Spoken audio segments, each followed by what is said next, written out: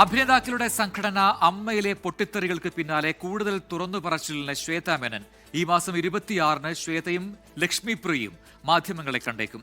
ഇനി മത്സരരംഗത്തേക്കില്ലെന്ന് അൻസിബ അംഗങ്ങളുടെ ഗ്രൂപ്പിൽ വ്യക്തമാക്കി.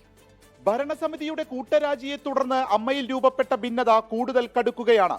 കൂടുതൽ തുറന്നു പറച്ചിലുകൾ ശ്വേതാ മേനോന്റെ ഭാഗത്തു നിന്നും ഉണ്ടാകുമെന്നാണ് അറിയുന്നത്.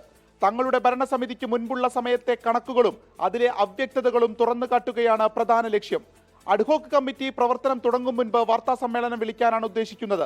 അതേസമയം രമേശ് പിഷാരടിയുടെ കൂടി സൗകര്യം കണക്കിലെടുത്ത് വരുന്ന ശനിയാഴ്ച തന്നെ കമ്മിറ്റിയുടെ ആദ്യ യോഗം നടക്കും.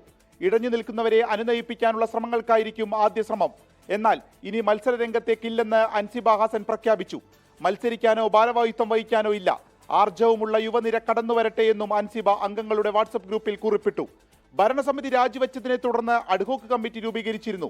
ഏകപക്ഷീയമായാണ് കമ്മിറ്റിയെ തിരഞ്ഞെടുത്തത് എന്നുള്ളതാണ് നടൻ അനൂപ് ചന്ദ്രന്റെ പരാതി. ഇക്കാര്യം ചൂണ്ടിക്കാട്ടി രജിസ്ട്രേഷൻ വകുപ്പിന് പരാതി നൽകി. ജനറൽ ബോഡി ചർച്ച ചെയ്യാതെയാണ് അഡ്ഹോക്ക് കമ്മിറ്റിയെ ഒരു വിഭാഗം നിശ്ചയിച്ചത്. അതുകൊണ്ട് പിരിച്ചുവിടണമെന്നും ആവശ്യം. ഭരണസമിതി രാജിവെച്ചതും തുടർന്നുണ്ടായ സംഭവങ്ങളിലും അമ്മ രണ്ടായി നിൽക്കുന്നു. അതുകൊണ്ട് തന്നെ വരും ദിവസങ്ങളിൽ കൂടുതൽ തുറന്നു പറച്ചിലുകൾ ഉണ്ടായേക്കാം. 24 കൊച്ചി.